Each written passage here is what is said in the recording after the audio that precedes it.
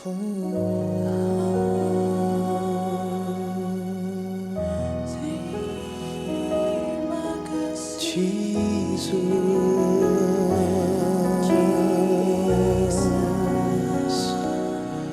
we worship you, Lord.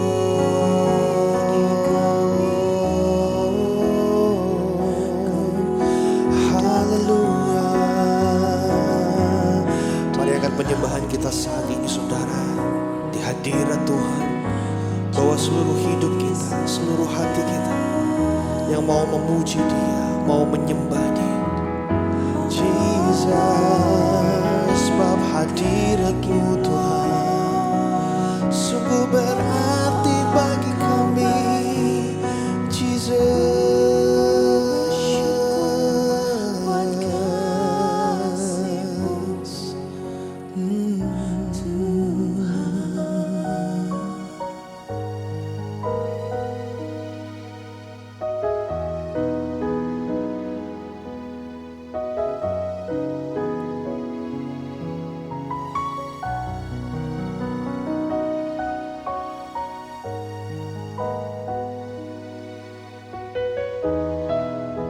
ini pujian kami Tuhan.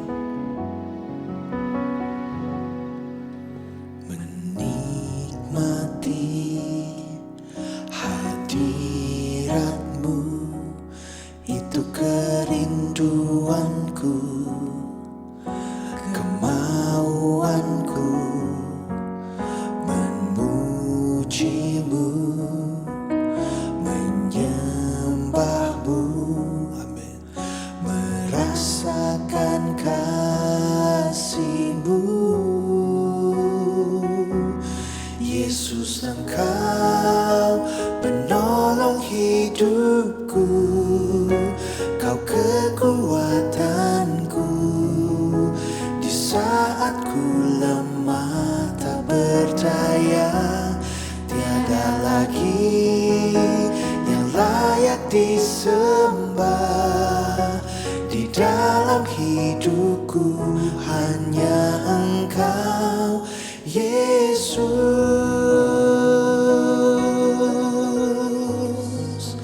Oh, hanya Engkau Yesus yang layak kami puja.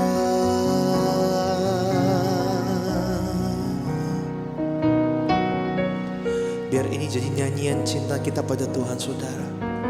Katakan lebih sungguh lagi, menikmati hadirat, itu yang ku rindukan Tuhan. Menikmati hadirat-Mu, itu kerinduanku, kemauanku memuji-Mu, menyembah-Mu, merasakan kasih-Mu. Yesus, Engkau penolong hidupku, Kau kekuatanku di saat ku lemah tak berdaya. Tiada lagi yang layak disembah di dalam hidupku, hanya Engkau Yesus. Yesus, Engkau, Yesus, Engkau penolong hidupku, Kau kekuatanku di saat ku lemah tak berdaya. Oh, tiada lagi yang layak disembah di dalam hidupku, hanya Engkau Yesus.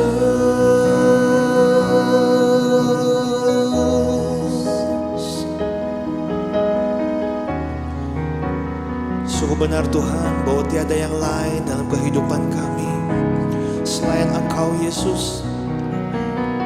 Hadirat-Mu yang kami perlukan Tuhan, kehadiran-Mu Tuhan yang kami rindukan dalam hidup kami. Oh,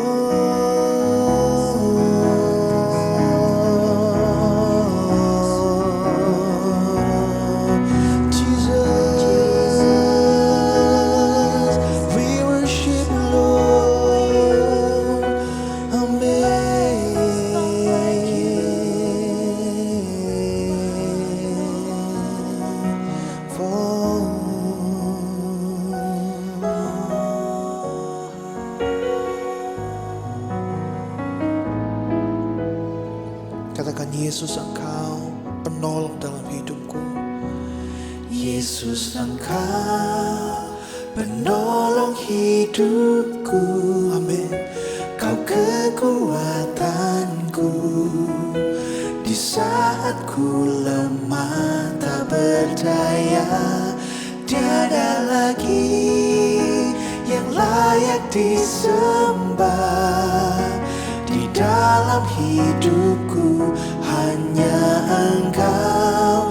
Yesus, Yesus, Engkau, Yesus, Engkau penolong hidupku. Kau kekuatanku di saat ku lemah tak berdaya. Tiada lagi yang layak disembah di dalam hidupku, hanya Engkau. Yesus, Jesus, Jesus, you are the Savior of my life. You are my source of strength. Amen. Whenever I feel weak and crestfallen, there is none there worthy of our praise. Forever in this life, there's only you. Jesus, say Jesus, Jesus, you are the Savior of my life. You are my source of strength. Amen. Whenever I feel weak and crestfallen, oh, there is none there worthy of all praise. Forever in this life, there's only you. Jesus, there's none there. There is none there worthy of our praise. Forever in this life, there's only you. Jesus, there is none there. There is none there worthy of our praise. Forever in this life, there's only you, Jesus.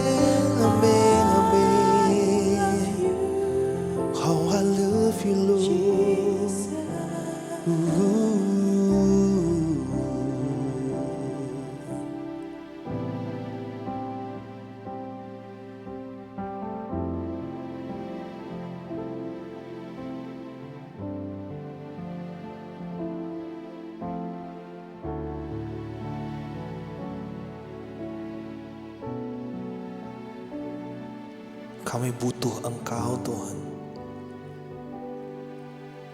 Kami butuh untuk tetap dekat dengan Engkau, Tuhan kami. Kami butuh untuk terus bersekutu dengan-Mu, Tuhan.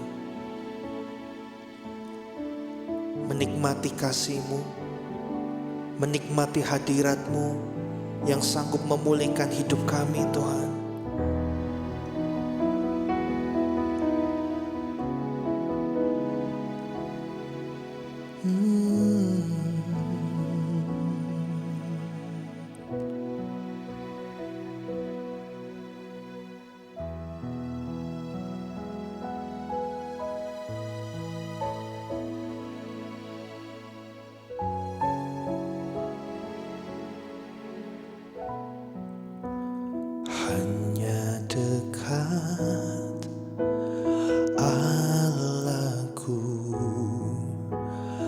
rasa tenang hatiku, Kau sertai jalanku sepanjang hidupku.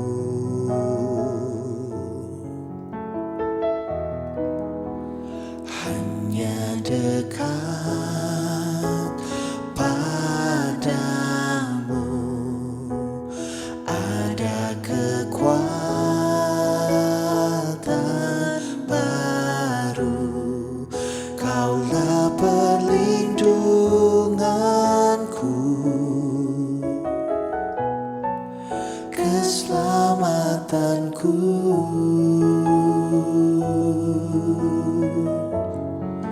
Ku ingin selalu bersekutu denganmu, menikmati hadiratmu.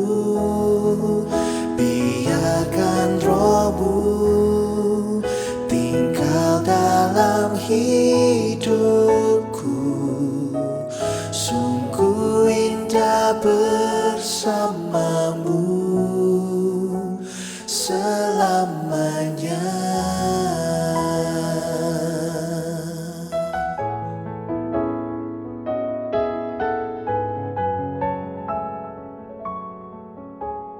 Hanya dekat Allahku, hanya dekat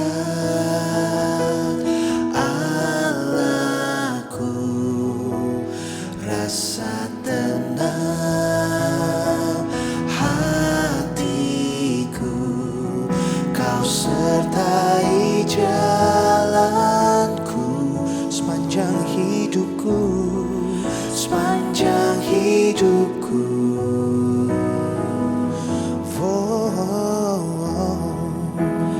Hanya dekat padamu ada kekuatan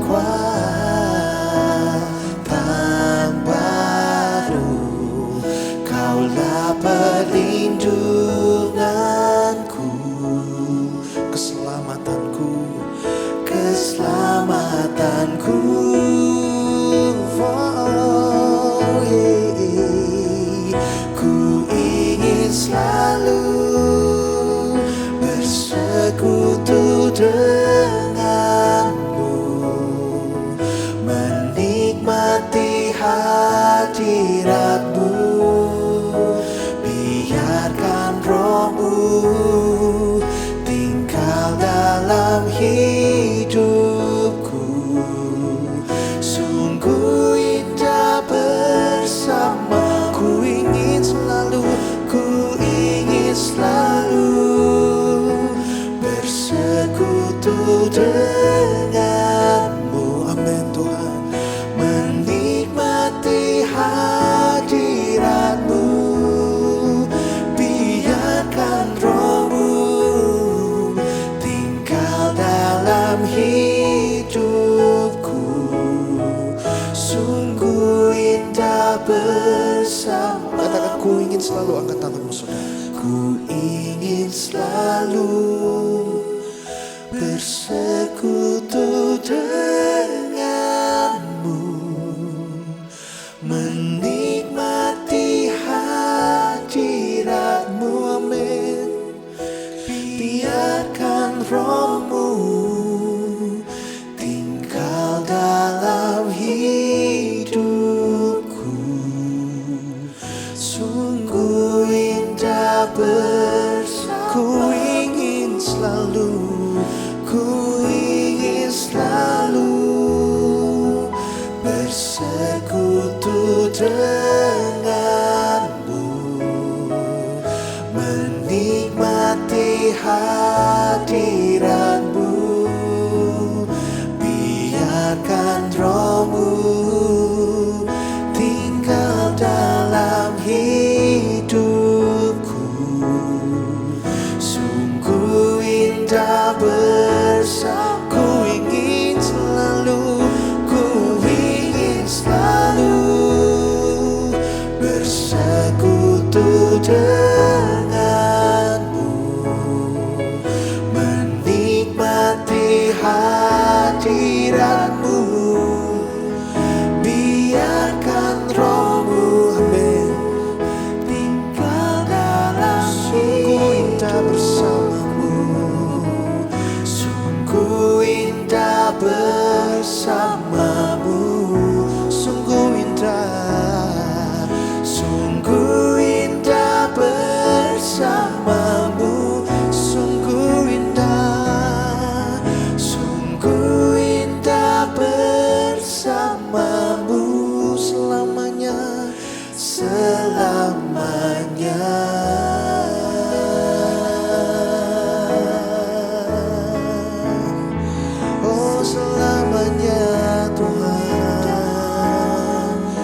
bersamamu, bahkan selamanya.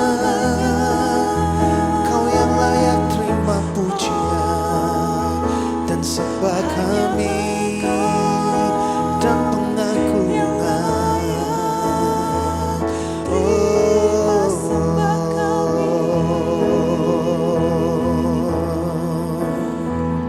Haleluya. Katakan kau yang layak, kau yang layak. Amin. Kau yang layak, kau yang layak. Kau layak disembah di dalam roh dan kebenaran. Kau yang layak, kau yang layak Tuhan. Kau yang layak, kau layak, kau layak disembah, ditinggikan untuk selamanya. Kau yang layak, kau yang layak. Amin. Kau yang layak, kau layak disembah di dalam roh dan kebenaran. Kau yang layak, kau yang layak. Katakan kau yang layak Tuhan. Kau layak disembah, ditinggikan untuk selamanya. Kau yang layak, kau yang layak ditinggikan untuk selamanya. Kau yang layak, kau yang layak ditinggikan untuk selamanya, untuk selamanya. Sekali lagi kau yang layak, kau yang layak ditinggikan. Amin. Untuk selamanya.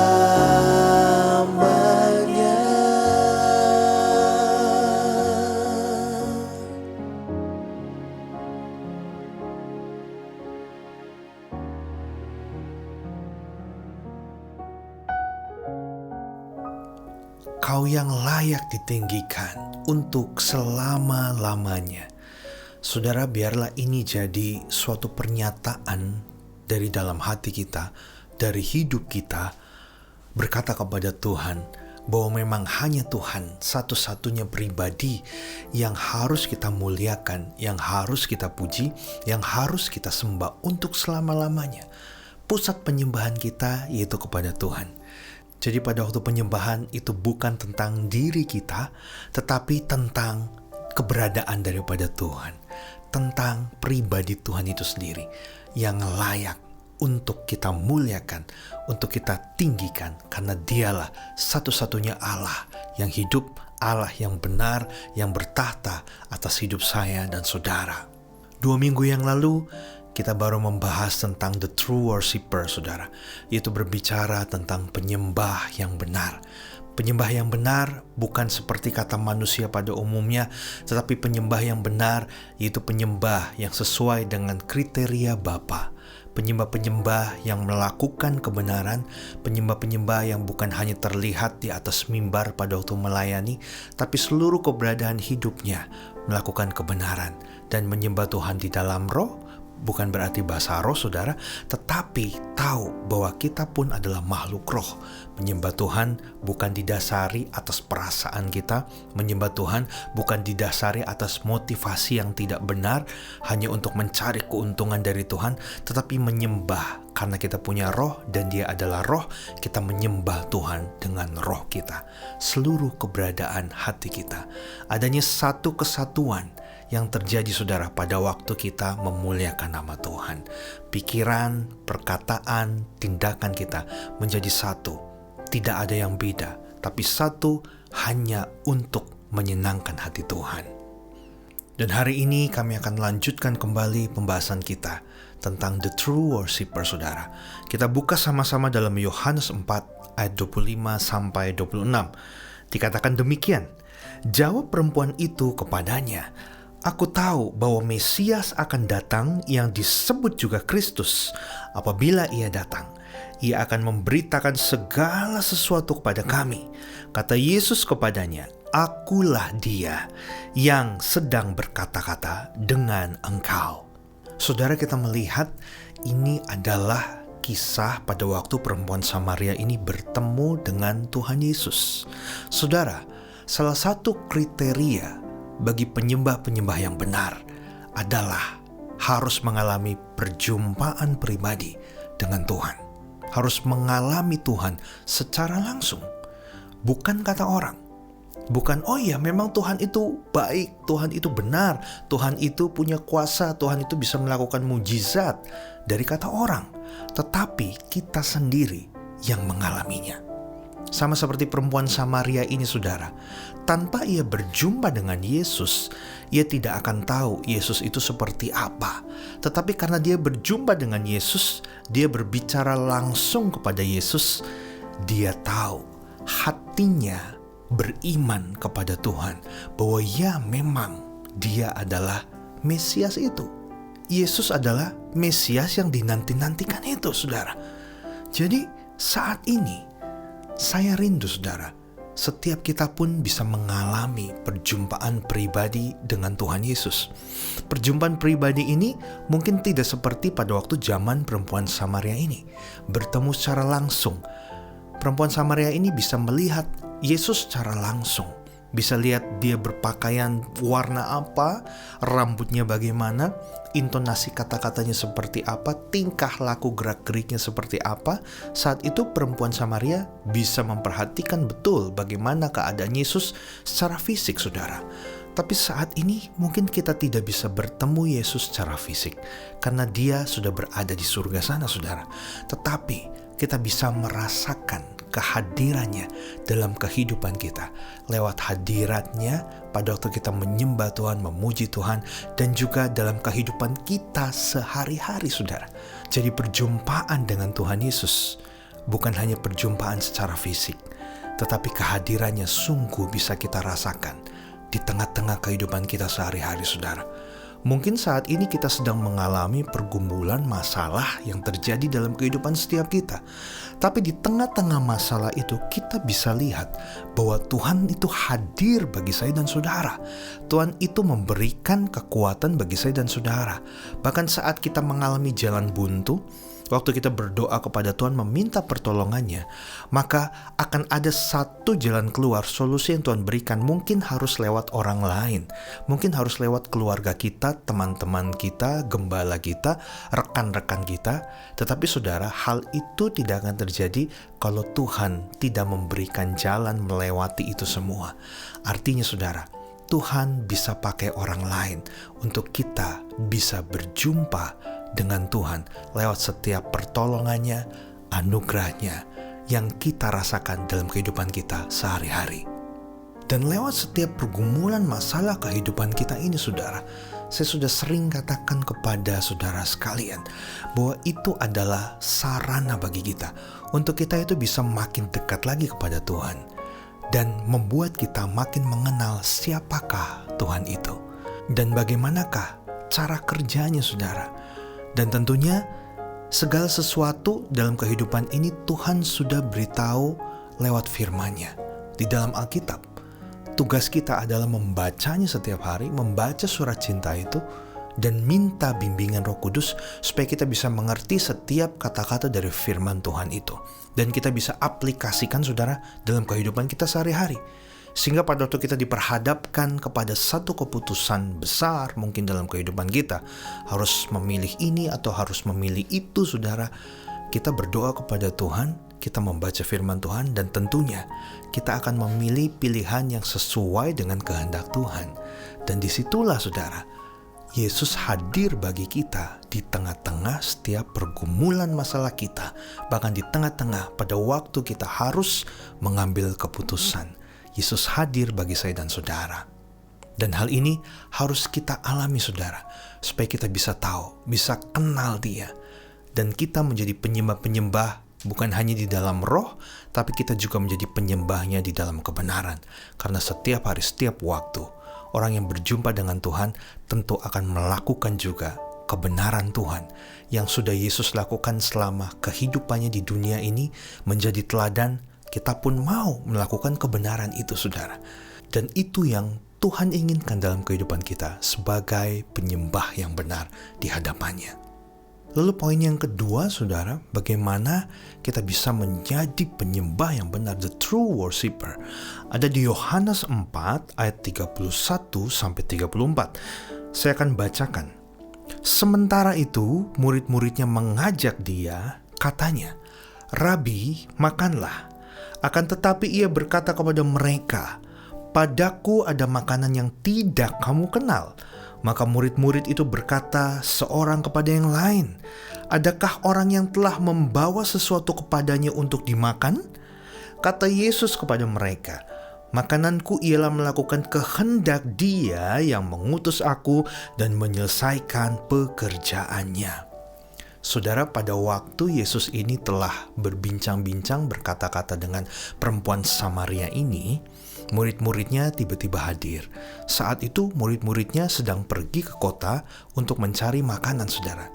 Jadi ceritanya dalam perjalanan pelayanan Yesus ini, siang itu Yesus belum makan. Dan murid-muridnya membeli makanan itu dari kota. Begitu ia sampai bertemu dengan Yesus, otomatis murid-muridnya memberikan Yesus makanan. Maka dikatakan, "Rabi, makanlah." Ya Tuhan Yesus, ini makanannya udah ada, Tuhan makan. Tetapi saat itu Yesus langsung membalas, menjawab dengan hal lain, saudara. Memang berbicara tentang makanan, tetapi bukan makanan secara jasmani yang Yesus maksudkan. Dia berkata kepada murid-muridnya bahwa padaku terdapat makanan lain. Murid-muridnya ini gak ngerti, saudara. Dipikir, aduh, jangan-jangan apakah sudah ada yang kasih Yesus makanan yang lain? Mungkin makanan yang tidak dibawa oleh murid-muridnya. Murid-muridnya bingung saat itu. Tetapi yang Yesus maksudkan adalah bukan makanan yang kelihatan kasat mata, saudara. Ini satu hal yang luar biasa. Ini penuh dengan makna sekali. Yesus berkata demikian, "Makananku," dikasih tahu kepada murid-muridnya, saudara, "ialah melakukan kehendak Dia yang mengutus aku dan menyelesaikan pekerjaannya." Ini luar biasa. Kenapa Yesus berkata tentang makananku ialah melakukan kehendak Dia dan menyelesaikan pekerjaan Dia, yaitu Bapanya di surga, untuk Ia selesaikan selama Ia hidup di dalam bumi ini. Saudara, kalau berbicara tentang makanan, ini adalah berbicara tentang kebutuhan pokok, saudara. Setiap hari kita perlu makan, betul? Saya pun setiap hari saya makan 3 kali, saudara. Pagi, siang, dan menjelang malam. Kalau tidak makan, tentu akan ada satu reaksi di tubuh kita. Kita akan lemas, kita akan tidak bergairah, dan kita akan kekurangan gizi. Lama-lama tubuh kita akan merosot, kurus, dan bisa menyebabkan sakit penyakit itu ada dalam tubuh kita, saudara. Kalau kita tidak mendapatkan makanan bagi tubuh kita. Jadi makanan ini begitu penting, yaitu kebutuhan utama pokok bagi tubuh kita. Tetapi dikatakan bahwa Yesus ini luar biasa. Makanannya Tuhan Yesus itu bukan makanan secara fisik, secara jasmani, tapi makananku ialah melakukan kehendak Bapa. Berarti saudara, Yesus berkata kepada setiap kita saat ini bahwa melakukan kehendak Tuhan itu adalah satu hal yang pokok, yang menjadi hal paling utama dalam hidup ini untuk dilakukan. Dan sebagai penyembah-penyembah yang benar saudara, yang bisa masuk dalam kategori ini, kita harus juga mau melakukan kehendak Bapa dalam kehidupan kita. Seperti ada lagu mengatakan, hidupku bukannya aku lagi, tapi Yesus dalamku. Kalau Yesus ada di dalam kita, maka kehendak Bapa lah yang harus terjadi di dalam kehidupan kita. Setiap kita memiliki kerinduan yang begitu banyak. Begitu pula dengan saya, saudara. Saya punya banyak sekali keinginan, kerinduan. Tetapi pada waktu saya mengenal Tuhan lebih dalam lagi, ternyata saya harus menomorskiankan kerinduan, keinginan saya. Tapi saya harus menomorsatukan keinginannya Tuhan. Tuhan maunya apa? Saya harus terus samakan, harus sinkronkan setiap waktu, setiap hari. Dan tentu ini adalah hal yang tidak mudah, saudara. Tetapi saat ini firman Tuhan menguatkan setiap kita bahwa sebagai penyembah-penyembah yang benar, makanan kita, hal yang paling utama mendasar dalam kehidupan kita adalah kita mau melakukan kehendak Tuhan dalam hidup kita. Barulah kita disebut sebagai penyembah yang benar. Jadi penyembah itu hidupnya gak sembarangan. Penyembah itu tidak hidup semau gue. Penyembah itu tidak akan bertingkah laku semaunya. Penyembah itu tidak akan memiliki gaya hidup yang sama dengan orang lain. Tapi penyembah adalah seorang pribadi yang eksklusif, karena dia harus mengikuti syarat, ketentuan, ketetapan daripada Tuhan. Standarnya tinggi, saudara. Dan setiap kita, saya percaya Tuhan akan mampukan untuk menjadi penyembah-penyembah yang benar dalam roh dan kebenaran. Yang ketiga, saudara, bagaimana kita menjadi penyembah yang benar, yaitu kita harus menjadi rekan sekerjanya Tuhan dalam menuai jiwa-jiwa. Di dalam Yohanes 4 ayat 36-38 berkata demikian, sekarang juga penuai telah menerima upahnya, dan ia mengumpulkan buah untuk hidup yang kekal, sehingga penabur dan penuai sama-sama bersuka cita, sebab dalam hal ini benarlah peribahasa, yang seorang menabur dan yang lain menuai. Aku mengutus kamu untuk menuai apa yang tidak kamu usahakan. Orang-orang lain berusaha, dan kamu datang memetik hasil usaha mereka. Perhatikan baik-baik, saudara, di dalam ayat ini Tuhan Yesus berkata bahwa Dia mengutus saya dan saudara untuk menuai apa yang tidak kita usahakan.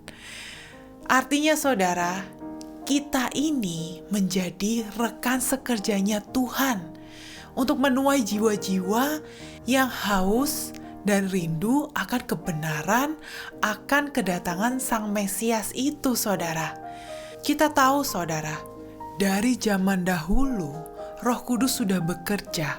Allah itu sudah bekerja melalui banyak orang, melalui nabi-nabi yang Dia pakai untuk memberitakan kedatangan Mesias, juru selamat dunia, yaitu Yesus Kristus Tuhan. Sehingga terciptalah yang namanya Alkitab ini, saudara. Kenapa Alkitab ini begitu tebal, saudara? Karena berisi kisah-kisah kehidupan para nabi, orang-orang yang dipakai Tuhan untuk menjadi teladan dan untuk memberitakan kebenaran, saudara. Dan saat ini Yesus sudah hadir, Yesus sudah datang ke dunia, Yesus sudah mati bagi kita, dan Dia sudah bangkit dari kematiannya, menebus dosa kita semua. Dan saat inilah kita nyatakan bahwa Yesus adalah juru selamat satu-satunya. Yesus adalah Kristus. Yesus adalah Mesias yang menyelamatkan kita, saudara. Dan inilah saatnya kita menuai jiwa-jiwa itu, saudara. Oleh sebab itu Yesus berkata, lihatlah sekelilingmu, bahwa ladang ini sudah menguning dan siap untuk dituai. Jadi saudara, kita tidak patut berbangga diri atas segala pelayanan yang telah kita lakukan. Banyak dari orang-orang yang sudah melakukan pelayanan, berkhotbah, worship leader, bersaksi, dia merasa dirinya itu hebat. Gara-gara saya nih, orang tersebut diselamatkan. Tidak, saudara. Ini semua adalah karya pekerjaan Roh Kudus. Ini semua adalah karya keselamatan yang Tuhan berikan, anugerah yang Tuhan berikan, yang sudah Dia kerjakan dari dulu, sekarang, dan sampai selamanya. Bukan karena usaha kita, bukan karena kekuatan diri kita, saudara. Kita ini tidak ada apa-apanya. Bahkan dikatakan kita ini tidak menabur, tetapi tugas kita adalah menuai, saudara. Jadi, janganlah kita berbangga diri atas segala pelayanan kita atau atas segala jiwa-jiwa yang sudah kita tuai. Tidak, saudara. Itu semua karena Tuhan. Di dalam Yohanes 39 dan 42 dikatakan demikian, saudara. Dan banyak orang Samaria dari kota itu telah menjadi percaya kepadanya karena perkataan perempuan itu yang bersaksi. Ia mengatakan kepadaku segala sesuatu yang telah kuperbuat.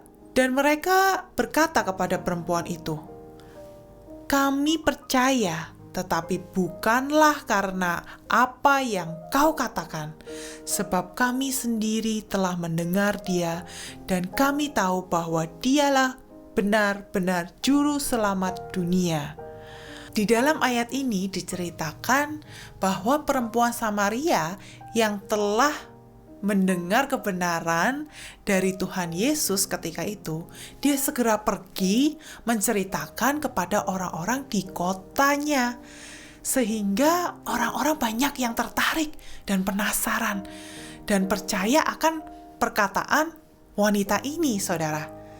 Diawali dari mempercayai perkataan wanita ini. Tapi selanjutnya di ayat yang ke-42 ini menarik, saudara. Orang-orang tersebut bilang bahwa kami percaya kepada dia, tapi bukan lagi melalui perkataanmu.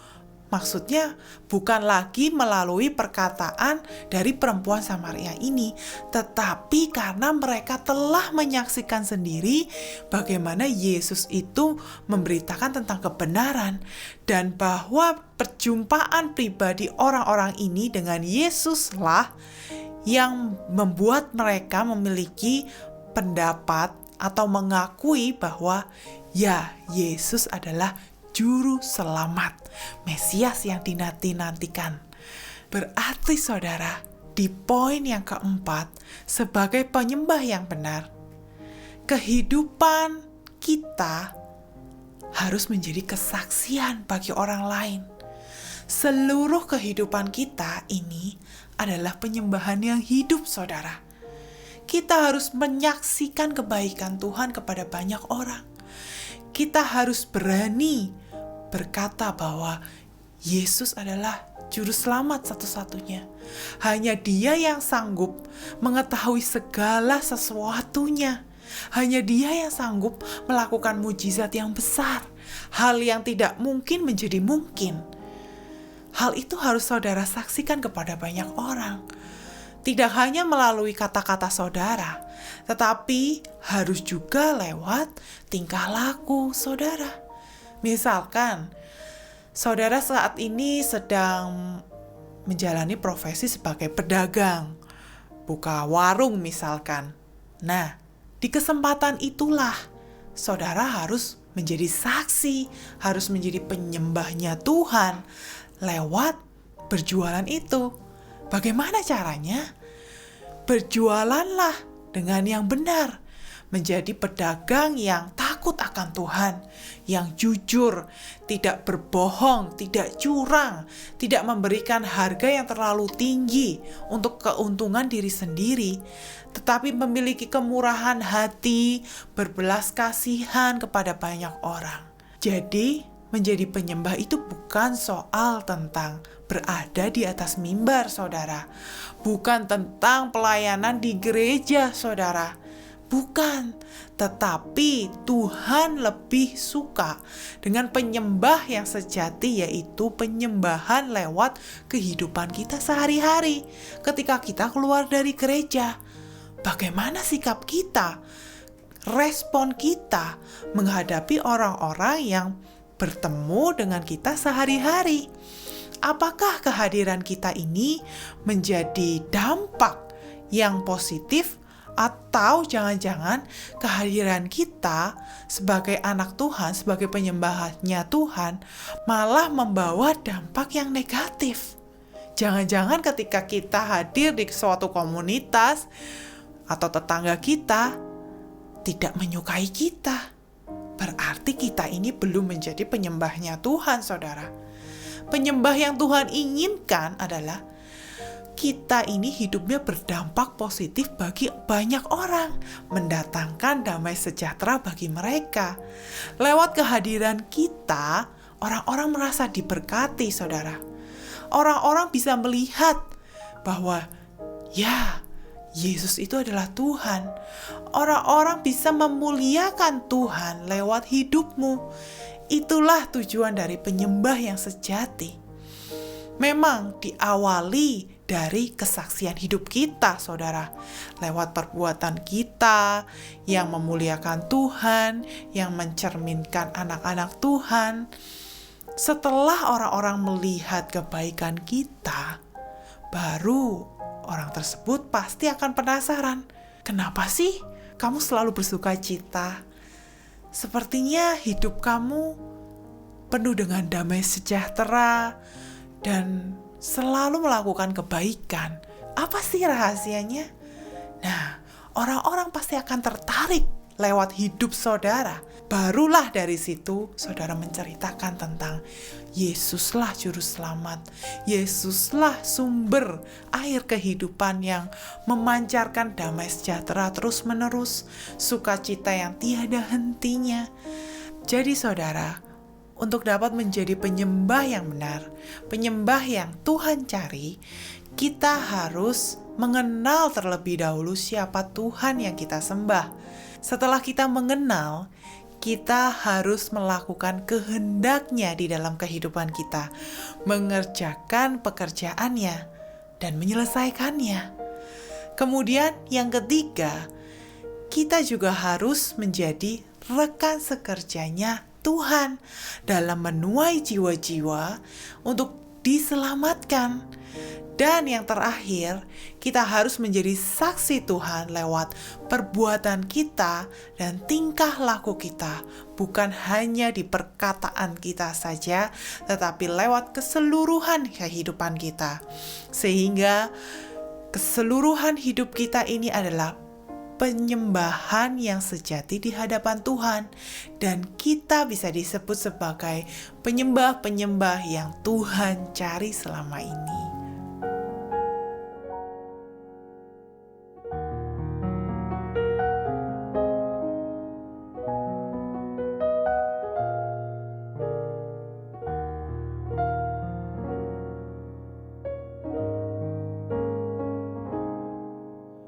Tanda-tanda telah nyata, hujan akhir telah tiba.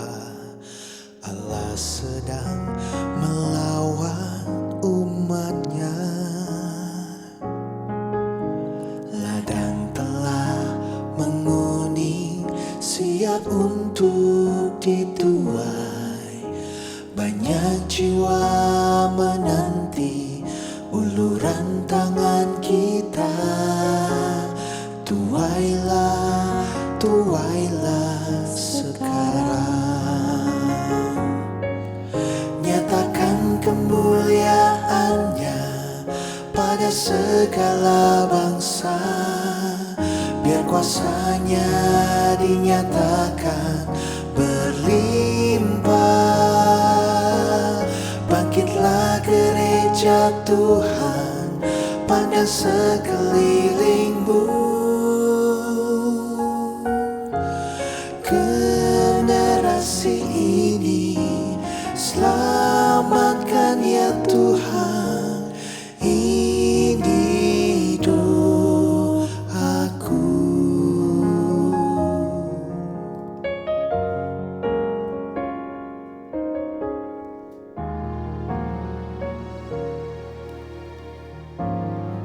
tanda-tanda telah nyata.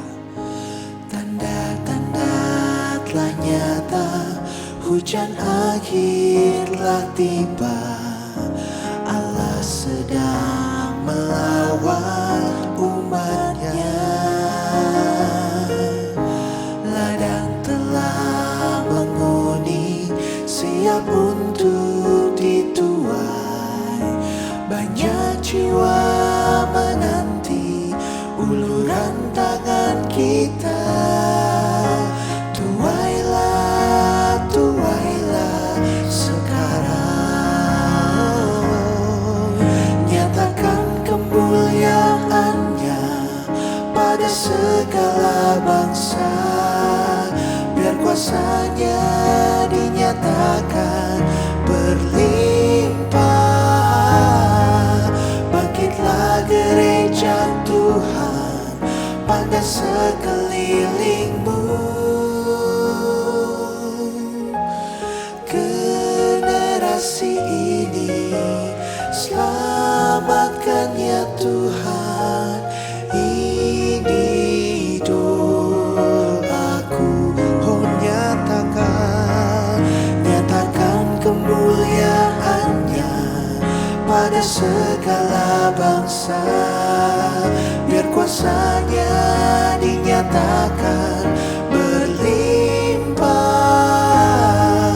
Bangkitlah gereja Tuhan pada sekelilingmu. Generasi ini selamatkan ya Tuhan. Ini doaku. Nyatakan kemuliaannya. amin. Pada segala bangsa. Biar kuasanya dinyatakan berlimpah. Bangkitlah gereja Tuhan pada sekelilingmu. Generasi ini selamatkan ya Tuhan. Ini doaku. Generasi ini selamatkan ya Tuhan. Ini doaku. Generasi ini